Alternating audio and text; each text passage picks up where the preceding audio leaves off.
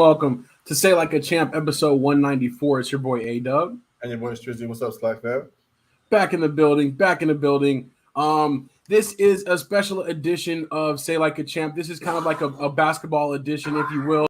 We are getting ready for the Western Conference Finals later on tonight, so we have it at a special time so that we can still watch the game because, we got some Laker fans, on the panel, and that's why we're coming to you a little bit early. But if you're catching us, also we are going to play the replay at our normal 6 p.m. time because this is the Tuesday tradition. But yes, thank you for rocking with us. And Strizzy, how you feeling tonight? I'm feeling good, man. We talked about this early on in the playoffs. I was super excited. I wanted this. I wanted this for our teams.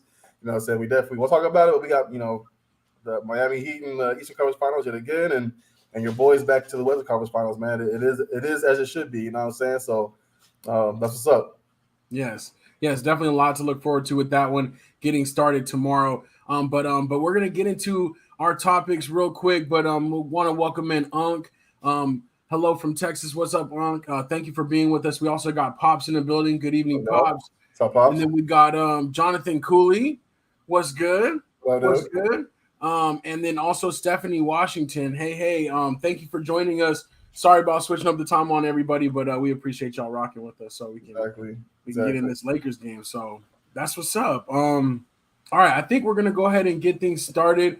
We do want to give a shout out to our brother Mad Marcus. We love him very much, but he is busy. He's out doing some big things, so hopefully we'll hear a little bit more about that next time we get a chance to catch up with him.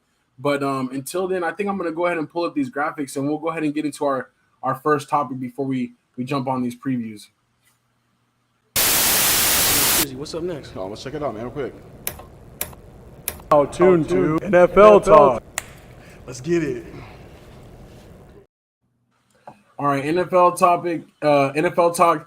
There's really no topics. It's kind of a blank canvas, you know what I'm saying? That's why we're starting off like this.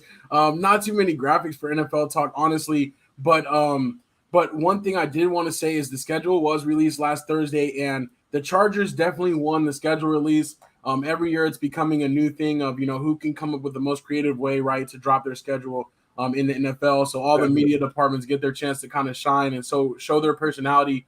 So I definitely wanted to give a shout out to the Chargers, though. Theirs was fire, man. It was so dope, bro. Tell me what you thought about it. Dog, you know me, man. I'm a huge anime fan, right? So I've been an anime fan since I was a kid. As an adult, I still tune in to what I can, man. And I just felt like they murdered this year, bro. It was phenomenal. Everything about it was so incredibly dope, dude. And if you watch anime, you get to see a lot of the kind of hidden Easter eggs and hidden, things that you wouldn't have recognized if you don't. So hats off to them. It was too legit. Yeah, it was dope. I was thinking, honestly, the video was cool enough to where I was kind of thinking we should do a breakdown of it as a separate video and talk about all the references. And I was going to say I needed your help, on some of the anime stuff. I know that there's some different things in there I probably missed, but just being a football fan and knowing football, I definitely see what they were going for. But I think that is worthy of a whole breakdown, and hopefully maybe we can do that soon where we'll just go through that and kind of talk about all the different references that they made. But some of them here, Bill Belichick's was super gangster, and then the Chiefs, the super fan that was a bank robber this last offseason, they used him as a reference. So that was really tough. Yeah. But that's what's up with that. But nothing really else for NFL talk. There's a few little things, minor things here and there, but we can get into it. We have a long offseason to go now that the draft has wound up. The schedule is out. So we'll be doing some previews and some breakdowns over the summer until kind of OTAs get going. So Jonathan Cooley says, what was the Pats reference? So it had Bill Belichick, and he was basically in stone, and he was connected, right, to a machine. And then he had all these monitors in front of him that had basically game film and live feeds from all the different stadiums, kind of like their footage, their stolen footage. So that was super tight. But it was he was just sitting there kind of halfway bored, but just watching everything, just taking everything in. So that was pretty cool. Dude, I decided to go out to North Carolina for the Texans game, so I'm gonna go watch Bryce and Stroud go at it, and then that's what's up. yeah, so one of my boys lives in North Carolina. He was like, "Yo, get out here for one of the games, and you can stay with me, and he'll buy the ticket." So I was thinking about going to the Minnesota game, but it's kind of early in the season.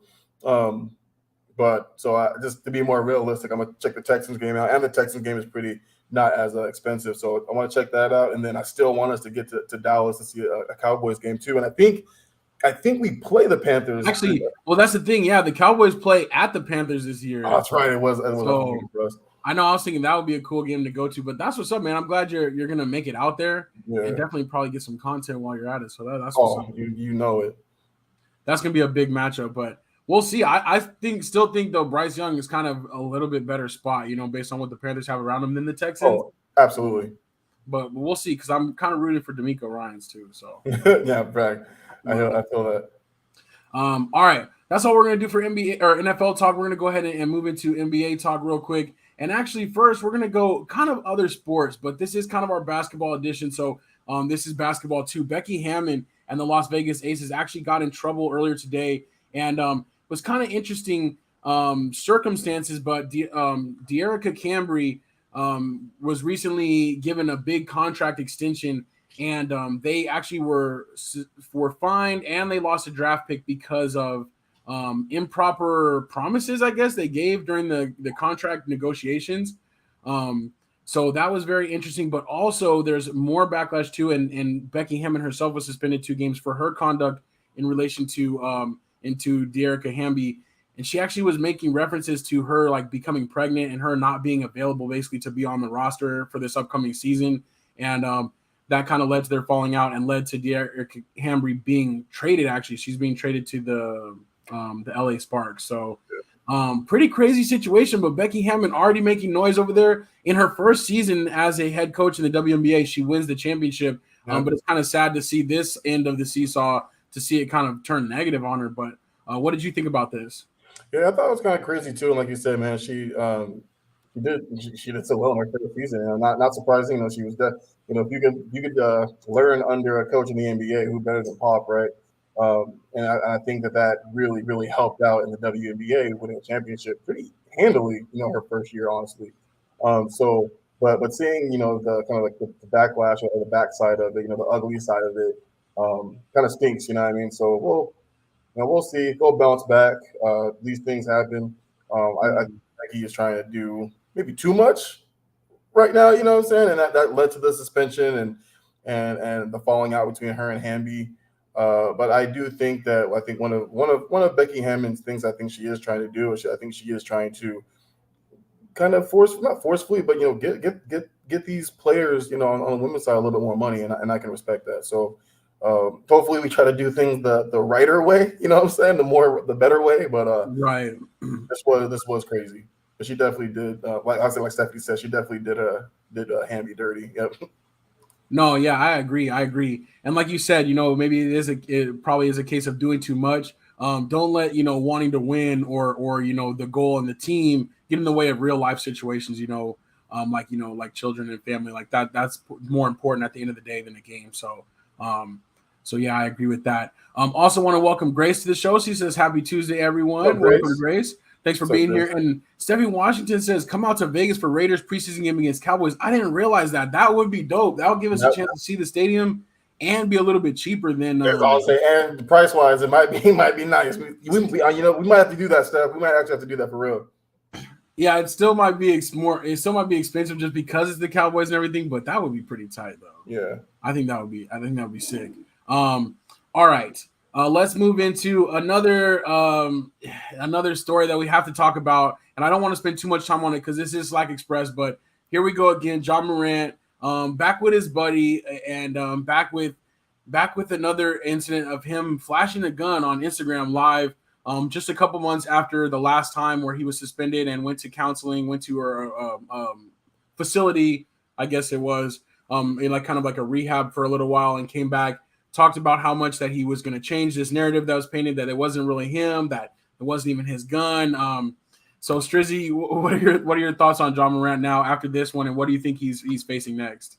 They suspended him immediately, but I say one, suspend him indefinitely, which seems like that's what it is. They didn't give a time frame. when he'll be back to be able to, and go indulge, if you will, in Memphis activities.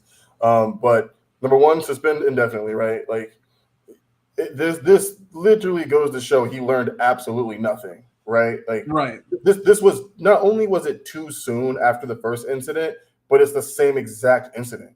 This isn't something different, right? It's not like, oh, he had the gun incident and then he kept hanging out with his boy and maybe they got in trouble at a club for something totally different. Like, no, it's the literally same exact thing on live with a gun that he just like everything, right? He just got done talking about, when the Lakers beat them in the playoffs, how his off the court stuff, right? Yeah, his off the court stuff, really hurt them. And dog, 2 weeks later, this, you know what I mean? That's unfortunate. It sucks too because it really puts the Memphis Grizzlies in a bad spot, right? Do you want to lose a superstar like Ja at this point for probably nothing, right? Because another franchise who's going to want to possibly take him on is going to say, all of the risk is on us. We can't give you X amount of first round picks. We're not going to give you, another superstar of the same. We're taking the risk. Yeah, equal value. So, it's not a bad player to be stuck with. He's amazing, right? Like, we know this, but at the same time, it's like, can we trust him? And when you lose trust in somebody, you essentially lost everything. And I don't know what it is. He's only 23 years old, but for whatever reason, he still doesn't understand the type of impact that he has on so many other people, kids included, not just himself. You know what I'm saying? And we talked about this the last time it happened. Where's his dad, man? Like or somebody, just anybody. His mom too. His mom's around. Like, somebody's got to get in there and really let him. Like, because let's be honest, man. Like, it's not just his money; that's his family's money too. You know what I'm saying? Right. At the end of the day, like, you want to be able to provide and take care of your family. Well, this is how you do it. And you're messing with your money. You're messing with hundreds of millions of dollars, not thousands of dollars. 230 million to be exact, and that's just your NBA contract. Don't mess this up. Right. No, I agree completely. And I think that the timing is poor. It's never a good time for this, but the fact that it is the offseason, that this is going to linger, this is going to be the one question, that there's nothing really he can do to prove anybody that, okay, I've changed or I'm back on the right track or anything like that. It's going to be a story for a long time, and we'll see how long he ends up suspended. I think potentially all of next year. And I think he's going to have a lot of time to sit around and think about everything. And that's going to still come with some type of taboo around his name, like, regardless as he moves forward. So, thank you for joining the show, Kelly. Kelly's here tonight. She says, give me the money and I'll do something better with it. For sure. Absolutely. Like, that's just, that's such an opportunity. And especially, in the NBA where it is essentially guaranteed money, but it can be taken away depending on how far things go. But yeah. Unk says Ja lost $40 million this past week in incentives, but he's hood. And that's the thing. It seems like he wants to prove that he's hard, but it's like, you don't have to do anything. You don't have to do that. You're a basketball player. Like, seriously, just just chill, just do your thing. But he's dead set on trying to be a rapper more so than a basketball player. So. And really just the rapper lifestyle. Like, it's like dude, don't even fake rapper lifestyle, right? Like, I mean, I was saying it the other day, it's like your life's not like a music video, you know what I'm saying? Like, you're riding around the car with your boy, like, flashing your gun and stuff like that. That's just that's kind of immature, it's reckless. And I appreciate the comments from the Slackers as well. But yeah, hopefully we'll see what happens, and find out a little bit more about this soon. But either way, it's going to be a long time dealing with this incident. For which at the time on the one that happened on Sunday, 135 people on his boy's Instagram live, and he wants to do that. A lot more people ended up seeing it than that. So, mom's in the building. She says, "Sorry, I'm late. No worries. Always glad you're here. Always a good time to join. No worries. But all right, we'll keep it moving. We got a few more things to talk about before we can do these previews. And that is some exits. We got the Knicks. Nothing really too much to say here. I don't want to say that they overachieved, but this is kind of who they were, right? Second round exit team. Mm-hmm. Any thoughts on the Knicks, really? I got to give a little bit of a shout out to Brunson. You know what I mean? Like, honestly, like I didn't I didn't think he was this good. You know what I mean? In a sense, I really didn't think him going to the Knicks was going to be that. I knew it was going to help, right? Like we knew how the games he had in Dallas last year, but I didn't really know how good he was. Man, he balled out, bro. Like he really played well, like especially against a very, very good defensive team like Miami. Like we literally held them to under 100 points a game this whole series, and he dude was averaging almost 40 of it. So hats off to him, man. We're usually really good at shutting point guards down, and he took it to us, but we just shut down the rest of the team, and they really couldn't do anything else about that. But you're right, probably overachieved a little bit, but I don't know. We'll see what they do next year. But I'm glad Miami's moving on. You know what I'm saying? Yeah, no, I feel that for sure, and I agree with the Brunson thing. He did do his thing. I kind of thought, okay, they overpaid to get him away from the Mavericks, but because every team in the NBA, they got to have a max player. They got to pay somebody. Yeah. But no, he really did. He really did do really well for them. So hats off to him. Unk says Julius Randle will be traded this summer. I don't know. I kind of think that they might be stuck with him. Same. But I don't know. Maybe he can. I don't know if he's reached his potential quite yet. It's hard to say. Honestly, I would honestly say get rid of. I would honestly say get rid of their coach before getting rid of Julius Randle. Gotcha. Yeah. Yeah, give him another chance. Build around because they just need a couple more pieces. But Tibbs is great in the regular season, but for whatever reason, he is a horrible playoff coach. Right, that's true, and that's it's tough when you have to make those adjustments and play the same team 5, 6, 7 times in a row. It is really hard, and that's why usually the better team makes it through. So, all right. Next up, we're saying goodbye to the Warriors. And we might be saying goodbye to the Warriors in this form, right? In their quote unquote dynasty form. Probably Draymond Green will not be back. Clay's kind of not the same. Jordan Poole disappeared. What are your thoughts to kind of wrap up the season for the Golden State Warriors? Look, I know y'all are going to disagree with me. I know you are. But yes, I think one, it's time to kind of look at shaking the roster up a little bit. You know what I mean? For one. But you got to look at Steve Kerr possibly being gone too. Oh wow! So you think he could join the crew of people being fired? I don't think they will. Right? I don't think they will. But number one, I definitely do think that he did inherit a good team. Right? He inherited an amazing team that he really didn't have much of a hand in building. Number two, when this team isn't perfect, right? When they're not perfect, they don't even make the playoffs. I will give them the bubble year because Steph was injured and they got Wiseman. Following year, they didn't make the playoffs. And in the era of the play-in, they lose to the Lakers first, and then they lose to a sophomore John Morant Grizzlies team, and they still had the pieces to get there. The only person they were missing was Clay. Right. But they still had people to replace him. I just don't think Steve Kerr is good at making adjustments. I don't. No. I really don't. And I don't know. I don't know if it's time for him to quite go. I think they'll still give him a crack at whatever roster they definitely will. They definitely will. I'm just saying, like, I still feel like I feel like, number one, from this series, I feel like now it's obvious they would never have beaten LeBron without KD ever. Or they did the one time. But they were gone. No Kyrie, no Kevin Love. What's it called? They were both out.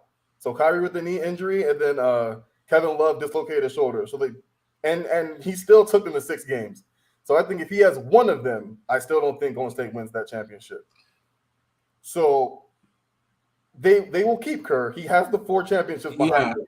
But I think you kind of got to start really looking at what he's able to do in regards to developing players. Because aside from his 3, he hasn't really done a good job with it.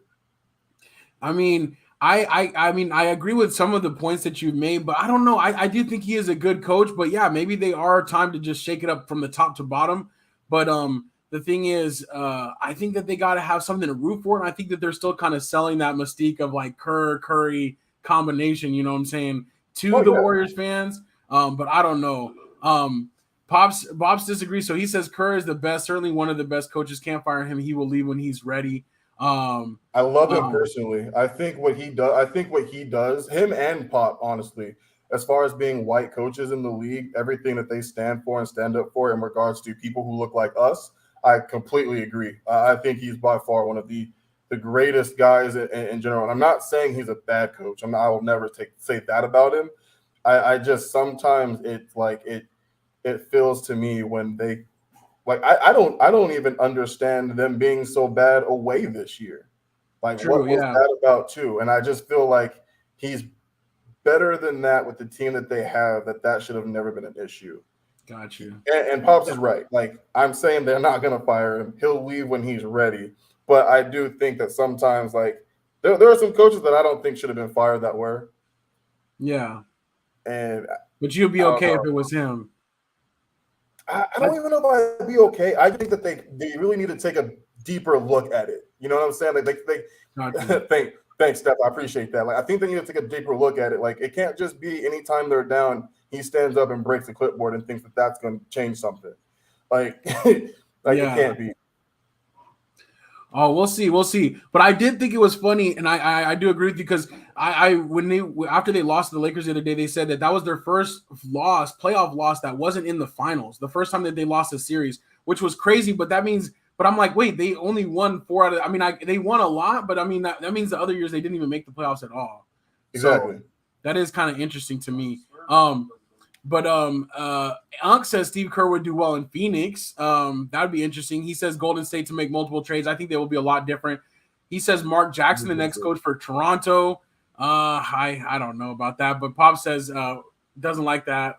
I don't know. Let's talk about another team though, real quick, that is replacing their coach. Monty Williams and the Suns crashed out again since we talked last in the playoffs. And in poor fashion, right? Down by 30 at halftime in an elimination game at home 2 years in a row. Monty Williams, I think he overachieved with his teams, but I think that it was kind of time for maybe a new voice.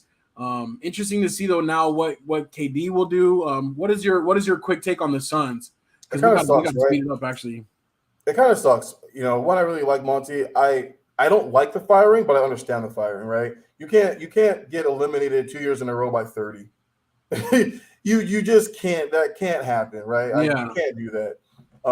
But I think the thing that really kind of bothers me the most is that, like, at the end of the day, I feel like coaches are constantly held accountable and players are not, right? Monty is going to get these players ready for games the same way he has all season. We've for 2 years we've talked about how great of an adjustment coach he is and how well he put the rosters and stuff together and made adjustments to the bench and everything like that. And I feel like it was really hard to do this year with the trade of KD as they lost their bench for one. After that, yeah, it was too tough for him. There was nowhere else for him to go after that. Right. And I'm sorry, DeAndre Ayton is horrible. Watching him this playoff, it looks like he quit on Monty, and it almost looked like he did it on purpose to hopefully get him fired. With Monty gone, it might actually be to the fact that DA no longer gets traded. You know what I mean? And I think if Monty stays, DA definitely goes.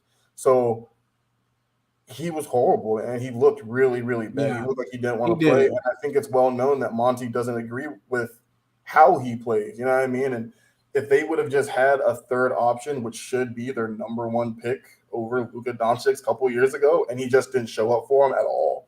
Yeah. You know what I mean? Like, so that's it's unfortunate. And so, like, I guess with Monty again, it's like I get it, but still unfortunate. Yeah.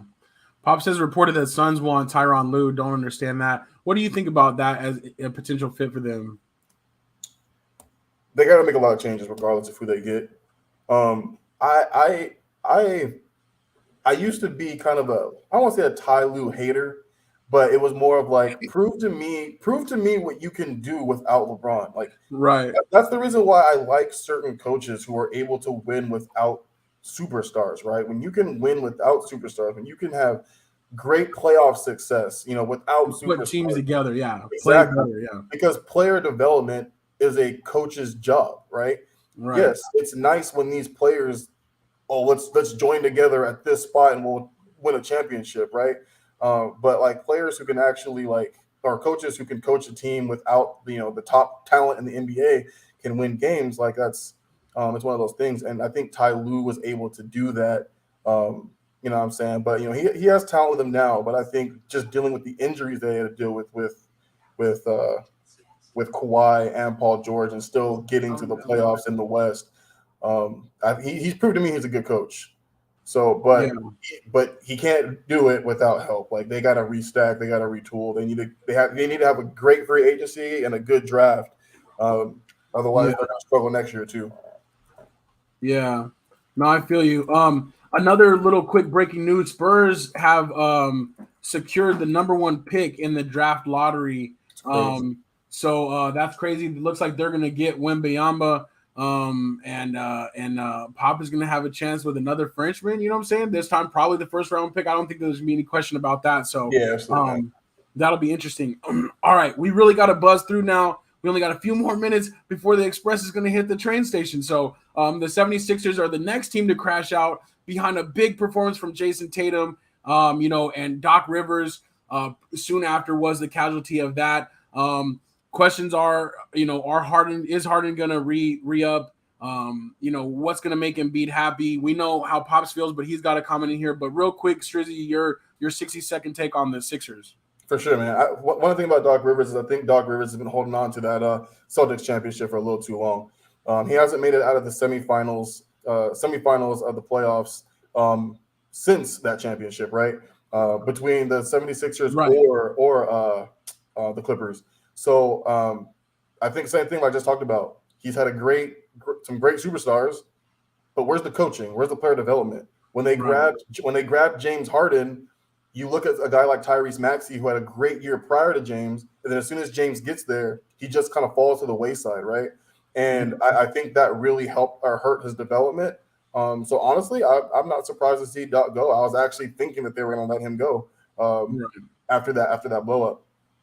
I agree. I think it was time for him, and I really just hope, like, honestly, wherever he goes, he's going to be a retread. Like, I'm sorry, Doc, but I think it might be time just to go chill. You know what I'm saying? Go sit down somewhere. But we'll see. Unc mentions D'Antoni rumored to be headed to Philadelphia. When I saw this, I was just like, man, another retread. Like, why are we going to go do the same thing over and over? It seems like the carousel is literally a carousel where everybody just makes their stop at the next place and then they move on. But I don't know. I was disappointed in the Sixers, but honestly, they maybe they shouldn't have been in that position anyways against the Celtics to get to have that chance.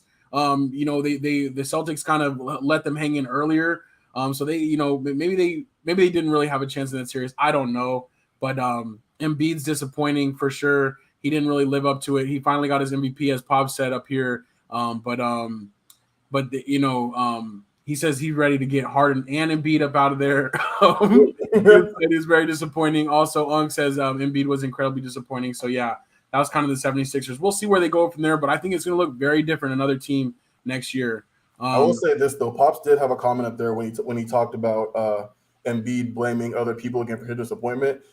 It actually legit pissed me off when he talked about, he needed more help than just from, him and James. But when you look at the Game 7, 3 players essentially outscored you on your team. Right.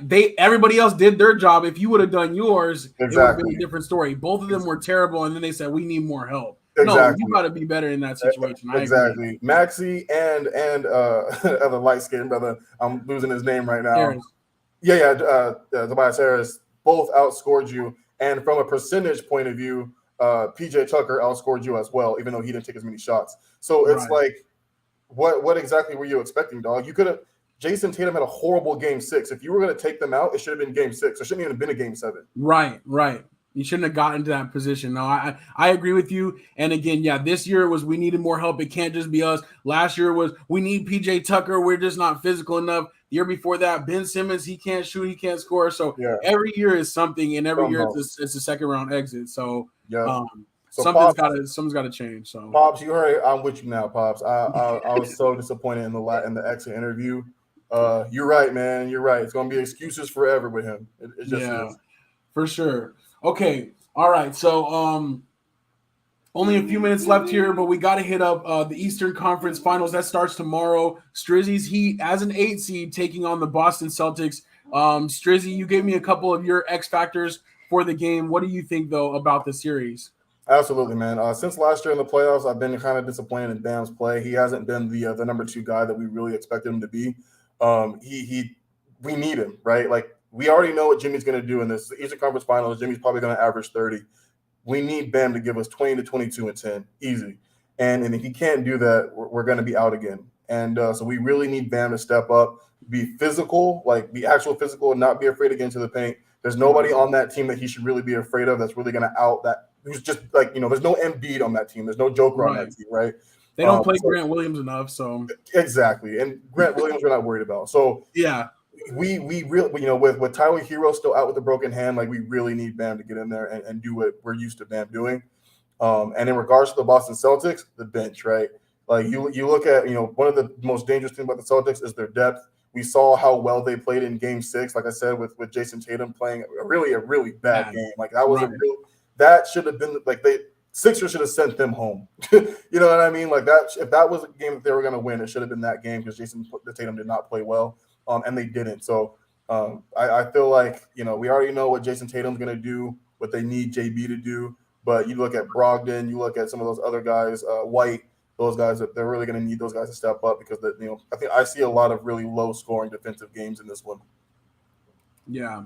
No, I agree. Great assessment, great analysis. I'm excited too. I forgot Blake Griffin was actually on their bench still. You're talking about their depth. I'm like, dang, and he don't even ever play. I mean, not that he can do too much to contribute, but definitely a deep team.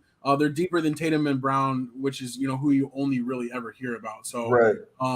I think that the Heat, though, are kind of being disrespected in this series. As far as at Vegas, the odds are heavily against them. Mm-hmm. And I don't really understand why, especially because these teams have faced off 3 of the last 4 times in the Eastern Conference Finals. Yeah. They know them very well. And Jason Tatum, like, they went there last year, yes, but I'm still not really sold that, in some of those big games that he kind of folds up. Now, of course, I'm saying that days after Game 7, 51 points, but is that going to be the norm? Is that going to be, or is that an anomaly? And I think that the Heat, Jimmy Butler, he's just that veteran. He might kind of punk him. He's going to be the person that I'd rather put my chips on. So I think that the Heat are going to do it this time. I'm excited to see that series, but it's going to be very close, and the defense will be highly contested. So that's going to be exciting. Oh, go ahead. Oh, my bad. I was like, every time we play the Celtic, even going back to the bubble, it goes to 7. So yeah, it's going to be a fight, man. It's going to be a battle. I love watching Jimmy go against JT, because he definitely always gets in his head. He talks crap and he gets into him. So we just gotta monitor those 50-point games. I think we'll be all right, man. I think we'll be all right. Yeah, I think so too. So I like it. Unc was joking earlier. You need Udonis Haslem back. Definitely don't need that. Relax. All right, let's move over to the West. The Lakers, Denver, which is tipping off in just a couple minutes here. So we're gonna check that out. But I think really the key, of course, and this is the key last time, is AD versus Jokic. But this is AD is the best person, the best big man that he's seen so far. He was going against Ayton. We talked about, Ayton disappeared last series, and then in the first series, I can't even remember who they played now all of a sudden, the Jazz. So not exactly the same there either. I'm really looking for AD to have a big series, but the other thing that I think that is really going to be sneaky for the Lakers is Jamal Murray. When he goes off, it's a scary thing, and they were able to neutralize him last time when he was in the bubble, and that was when he first really came out and started really emerging as a scorer like that, a takeover type scorer. But now, man, in these last 2 years, I feel like him and Jokic have both gotten better than where they were then. So it's going to be tough. I definitely think it's going to be tough. The other factor is the Lakers bench, right? Those guys that they traded for, and of course Reeves. What are they going to be able to do to really, give the Lakers that depth they need? I'm really looking for D'Angelo Russell to be that kind of third star that he's supposed to be. He hasn't really broken out yet. Can we get some consistent games from him? And then, of course, I just love Rory. And then lastly, real quick, LeBron, we have to talk about the GOAT. Honestly, what would this do for his legacy? I think it would be pretty crazy, because this would be the most unlikely championship of all of them, especially considering where they started at. And I'm just really hoping to see them take one more step. So we'll see what's up. But Pops is on me because I was talking about Lake Goat. I'm just messing around, Pops. But I'm just messing around. We all know you don't have to come and fight me about it. But I do think that would be a big thing for LeBron at this point, and I'm still looking for him to have like one of those takeover games. He hasn't really had it. He's had great games when everything's going well, but is he going to be able to be a difference maker in this series? We'll see. So your thoughts on the Lakers series, real quick, though. Oh, super quick, man. So like one of the biggest things that when LeBron was in Miami, when Spo forced him to get to the paint a little bit, Yeah, I think he's got to do it, man. Like when LeBron's in the post, he's so good, dog. Like if you have to respect the double team, and he's one of the best passers, if not one of the best passer in the league right now. And finding the open shot. So, you're right, man. I think everything you said is straight on. I think the Lakers bench has to be just as good as the Nuggets bench, right? Because both of them are deep. Right. So I think this series is probably going to be extremely exciting, and whose bench is going to show up for who, and whose secondary superstar is going to show up for who, right? So this series is going to be good, man. It's going to be really good. Yeah, no, I agree. I just think hopefully AD in the paint and then the rest of the Lakers in the paint will kind of force Jokic off his game a little bit, but we'll see. You know, he was a 2-time MVP for a reason. It's definitely going to be a tough series. Let's see what the comments say. Pops gave me a thumbs up. It's okay now. We're cool. Austin Reeves and D'Angelo Russell need to play well. I agree. I think that they can really be difference makers. Aaron Porter, because they got Michael Porter Jr., you know, they got Aaron Gordon, like they got depth too. So it's going to be an interesting series, but I'm excited for it. And we'll see, you know. This Aaron is a bubble rematch. 30% shooting last series, man. So he's going to play a lot on KD too, I think. Right. Yeah, I think so. That's true. Yep. I don't know. We'll see how it matches up, but I was going to give a shout out to Anthony Weston. I think the time change got him this time, but he did call it. He said he thought he was going to be a bubbles finals, you know, a Final Four, and it was. And hopefully then we'll get a bubble rematch with our two teams as well. So very dope. We'll see, but we'll leave it just about right there. And again, thank you guys, Slackers, for being here with us. We appreciate you guys every single week rocking with us. And that was episode 194. Strizzy, anything you want to sign off with real quick? No, man, just again, thank you, Slackers, for your flexibility. You know what I'm saying? I know it's a little earlier than usual, but you know, both our teams right now in the conference final, so we're trying to watch them as much as we can. So we do appreciate you guys as always. We love y'all. Yes, absolutely. Oh, one last thing I forgot too, though. For Sebastian, for my nephew's books are coming up really soon. That's already coming up soon. We're already in the middle of May. That's going to be early June. So the link in our bio or saylikeachamp.com, you can go to that and you can click on there. The books are $5 if you want to donate a book. And when you go through the Amazon link at the end, when you check out, it will allow you to ship it directly to Kelly Williams. That's who's collecting the book. So if you want to do it like that, it's nice and easy. I meant to talk about that, but we'll talk about that a little bit more in depth next week as well, because that is coming up very soon. So yeah, I wanted to mention that real quick too. So definitely. So we'll leave it right there. Thank you again, Slackers. That was episode 194. Episode 195 next week. We're getting really close to 200. But thank you guys so much for rocking with us. Another great week. And it's your boy A-Dub. And your boy Striz signing off. Peace.